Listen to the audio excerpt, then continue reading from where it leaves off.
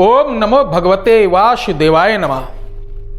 Video ये कोई fake video नहीं है, कोई टाइम पास वीडियो नहीं, इसलिए वशीकरण के बारे में ठीक ठाक जानना चाहते हो तो वीडियो देखना, टाइम पास करना चाहते हो तो वीडियो अभी बंद कर दो। बहुत सारे वीडियोस पड़े हैं, आप वहां जाकर विद्वानों की देख सकते हैं। प्यारे दर्शकों, बहुत सारे हमारे दर्शक कहते हैं गुरुजी मेरी पत्नी, मेरे पति, मेरे अड़ोसी, मेरे पड़ोसी, मेरी लवर, मेरी प्रेम का इत्यादि लोग कहना नहीं मान रहे हैं, इनके लिए क्या उपाय करें। तो आप जब YouTube पर सर्च करेंगे तो कोई मिर्ची जलाते, कोई पताका जलाते, कोई बीड़ी जलाते, कोई क्या करते, कोई क्या करते, ऐसे बता देंगे वशीकरण। मानो वशीकरण नहीं, ये एक मतलब बच्चों का खिलौना हो। लेकिन 90% छोड़ो, 99% लोग फेल रहते हैं। हाँ, अभी 4 साल पहले हमारी एक वीडियो पड़ी थी, काला कस्तूरी जिन्नादी इत्र। 10 में से 7 लोग इनमें प्रयोग में सफल हुए और 3 वो लोग नहीं सफल हुए जो गलत भावना से स्कोर मंगाए थे। लेकिन आज मैं बताने जा रहा हूं उल्लू। पक्षी तंत्र में उल्लू का बड़ा बहुत महत्व है। इसके एक एक जैसे पंचांग होता है औषधियों का, वैसे पंच अंग उल्लू के लिए जाते हैं तंत्र में। वैसे तो किसी प्रकार के पशु पक्षी, कीड़े मकोड़े, जीव जंतु, वनस्पति को हानि पहुंचाना एक दंडनीय अपराध है। इसका मैं और मेरा चैनल पुरजोर विरोध करता है। प्रकृति बचाओ, ये सब प्रकृति के अनमोल धरोहर हैं। लेकिन जैसे मित्रों इस समय ठंड चालू हो गई, ठंड में जो बुढ़े आउल होते हैं, वो जो उनका ग्रास होता है वो पाचन शक्ति बहुत कमजोर हो जाती है, तो ग्रास पचा नहीं पाते, अपने भोजन को पचा नहीं पाते, वो गांठ जैसे बन जाती और वो पेड़ पे धूप सुबह लेते लेते आंख जैसे आदमी औंघाता नहीं है, ऐसे ऐसे करते वो खत्म हो जाते हैं। ऐसा उल्लू कहीं दिखे, अगर आप तंत्र क्षेत्र में नहीं तो इसको कहीं जमीन में दाब दें, ठीक है। उल्लू को मारना अपराध है, खरीदना अपराध है, पिंजड़े में बंद करना अपराध है। ये प्रकृति की धरोहर है, उनको उन्हीं के बीच रहने दीजिए। लेकिन ये उल्लू जो महामोहन चंद्रकार्य है, इसका नाम क्यों पड़ा? प्यारे दर्शकों, शुक्ल पक्ष के प्रथम दिन से पूर्णिमा तक यानी चंद्र का आकार प्रकार बदलते हुए जिस प्रकार पूर्णिमा को अपना पूर्ण स्वरूप अपना प्रकट करता है, उसी आधार पे ये वशीकरण का है कि 15 दिन के अंदर व्यक्ति के मस्तिष्क, हृदय, मन, विचार पर आपका पूरा कब्जा हो जाता है। ये नहीं कि गुलाम बंदर नहीं हो जाता है कि ऐसे करो डुग डुग डुग, इधर नाच उधर नाच। वशीकरण का अर्थ होता है जो मुझसे बुरी तरीके से नफरत करता हो, जो मुझे प्यार मोहब्बत ना करता हो, उसका लगाव मुझसे ऐसा हो जाए कि जिंदगी भर मेरा साथ ना छूटे। और वशीकरण का मतलब यह भी नहीं कि इधर किया उधर हो गया।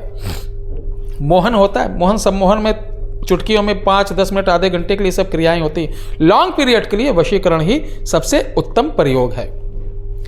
आज के इस प्रयोग से फायदा है कि व्यक्ति के ऊपर अगर किसी ने ऑलरेडी पहले से तंत्र मंत्र जादू टोना करके उसको बस में कर रखा हो, तो उन तंत्र मंत्र जादू टोना को ये निष्क्रिय कर देता है और अपने पक्षीराज, जानते हैं ना, पक्षीराज के बारे में पढ़ना तो पता चल जाएगा। तो पक्षीराज बीज मंत्रों के साथ संपुटित ये उल्लूक महा जो ये चंद्रकार्य प्रयोग है, इसको तैयार किया जाता है। तो कैसे तैयार करना है चलिए मैं बताता हूं। अवसर हो तो इसको बनाइए। कहीं से आपको ऐसा उल्लू प्राप्त हो जिसकी चोटी हो। उल्लू 3 प्रजातियां होती है। एक छोटा छोटा रहता है वो खूसट होता है, जिसे बोलते हैं खूसट।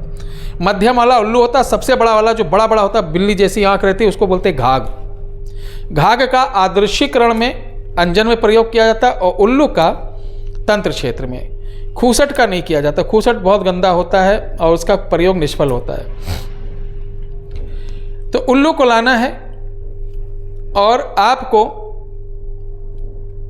शुक्ल पक्ष के प्रथम दिन से इसका प्रयोग करना है। उल्लू की चोटी, मरे हुए उल्लू की चोटी, नाखून, जिह्वा ये निकालना है।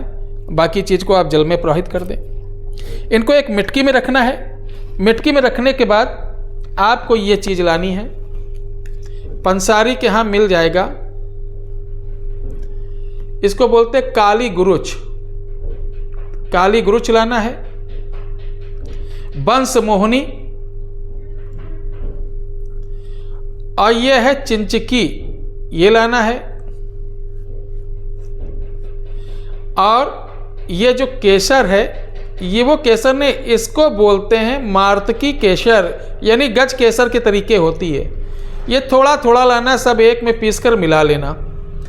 पीस के मिलाने के बाद एक छोटी सी मिटकी लाना, उसके अंदर इसको डाल देना। उसके ऊपर आप उल्लू की जो चीज़ें निकालें उनको डाल देना, फिर ढक्कन लगा देना। ढक्कन लगाने के बाद इसको नदी के किनारे या अपने खेत खलियान ज़मीन में कहीं पर भी, या और भी स्थान पे जैसे प्लेन जगह, वहाँ भी आप इसे कर सकते हैं। ज़मीन में गाड़ देना।